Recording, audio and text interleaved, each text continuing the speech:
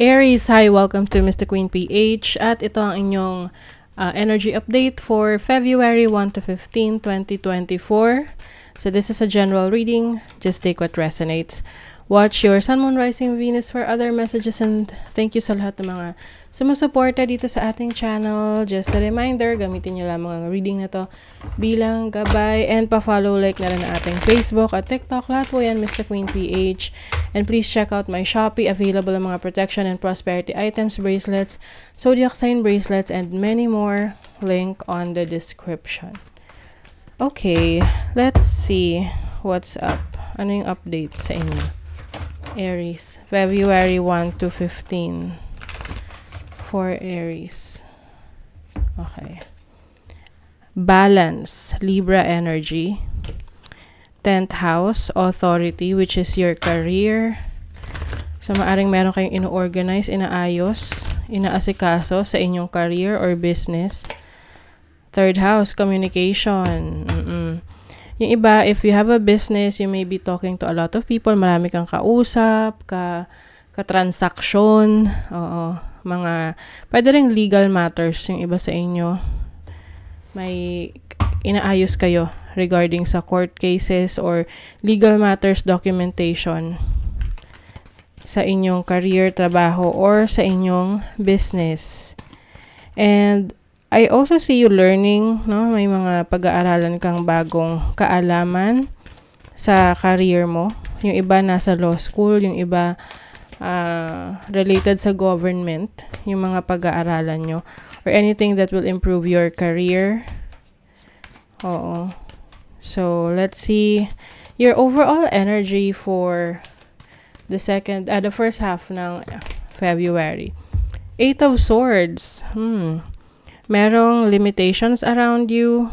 Pwedeng, napapaligiran ka ng mga taong hindi ka sinusuportahan. Kaya feeling mo, hindi mo kaya kasi iniisip mo na kailangan mo ang kanilang suporta, ang kanilang approval. What is the 8 of Swords? Judgment or change. It's time to step up. It's time to remove the toxic situation around you, or ito yung wag masyadong makikinig sa mga naysayers, yung mga nagdi-discourage sa'yo. Oo. Kasi ikaw yung may control sa sarili mo. So, I feel like you are about to change that, no? Kung ikaw ay dating mabilis na ma-distract, mabilis na panghinaan ng loob dahil sa sinasabi ng ibang tao sa'yo or opinion ng ibang tao sa'yo, with the Judgment card, you are changing. You are changing your life. You are changing your perspective in life. Parang bagong ikaw to. It's a rebirth. So, what is your challenge? Anong challenge? Okay, kala ko may nalaglag. What is the challenge? Ayun. The Magician. Diba? The challenge is kung paano ka step into your own power. Ito yung pag-discover mo sa mga talents mo, sa mga skills mo, yung mga kaalaman mo. And ito, china-challenge ka na kung paano mo yan tutuklasin, no? Yung iba, ari nga talagang meron kayong kailangan pag-aralan para ma-improve yung inyong skills. The Empress, This is about taking care of yourself. So, challenge rin siguro sa inyo na masyado kayong nagpo-focus sa sinasabi ng ibang tao, tapos yung sarili ninyo hindi nyo na naaasikaso or naalagaan. And as a challenge, sa abundance mo to. So, mas maganda na magkaroon ka ng abundant mindset, no? Na walang limitations. Oo. Kasi once na nilimit mo yung sarili mo sa kakayanan mo, may hirapan na yung isip mo, no? To explore or to improve or to enhance yung sarili niya, no? Yung isip mo. So, ito yung panahon na you have to remember who you really are, no? Alalahanin mo kung sino ka talaga. Yung galing mo, yung talents mo, yung skills mo. Step into that magical power. So, your opportunity. Ano yung opportunity ng mga Aries? Opportunity, the devil. Alam niyo, the devil is connected to Capricorn, and Capricorn is also related to the 10th house, which is the career, yung reputation mo. So you have the opportunity to gain back the reputation na gusto mo, na tingin ng ibang tao sa'yo. But at the same time, this is also being in control of your life. Oo.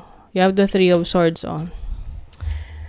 3 of Swords is about pain, disappointments. So, you have the opportunity na itong pain, disappointments mo ay i-convert mo, itatransmute mo into something positive, into something that is great, na kung tipong palaban ka ngayon, wag mo hayaan na ikaw ay, api-apihin lang ng iba, because you know who you are, you know your capabilities. Remember who you are. Ganun yung naririnig ko for you. Remember who you really are. So, what is the blessing? The blessing is the Knight of Swords. A lot of communication. Meron kang mabilisang aasikasuhin gagawin. This is going to be successful for you. Pwedeng you will be networking, you will be talking to a lot of people. Marami kang mas makakasalamuha ngayon, at itong mga tao na to ay maaring dyan meron kang makuhang opportunity to grow, opportunity to learn. So, embrace that change for you. Kumbaga, it's time to explore. It's time to step up your game, Aries. So, let's see ano pa. Healing wisdom is surfacing. Stop and listen. Ayan. You are healing from your past. You are healing from the disappointments, no? Yung 3 of Swords energy rito. You have the opportunity ngayon na ibalik yung sigla mo, no? Be more courageous, palaban. Surrender, let go. Oh my God, ito yung sinasabi ko sa inyo kaninang limitations. Let go of limiting beliefs. Be as expansive in your thoughts as your soul is. Wow. That really is the main message para sa inyo, pangkaabuhang mensahe sa inyo. Ang palayain nyo yung mga limitasyon na yan, na binibigyan nyo sa sarili nyo na hindi nyo kaya, you'll never gonna do this, or you'll never gonna make it. Alam mo yun, minsan kasi, yan yung ini-implant sa atin ng ibang tao, no? And minsan, pinaniniwalaan na natin. So, yun na, the moment na maniwala ka na sa kanila, dun ka na madi-discourage. But it's time to let go of that limiting beliefs, because you are about to expand your situation, your career, your business, your life. And also, dear, sabi rito, just trust. Trust the process. Approach the situation with a light heart. Oo. Yung tipong ano lang, wag mong masyadong gawing, parang masyado kang magpa-apekto doon in a negative way. Just trust the situation, surrender.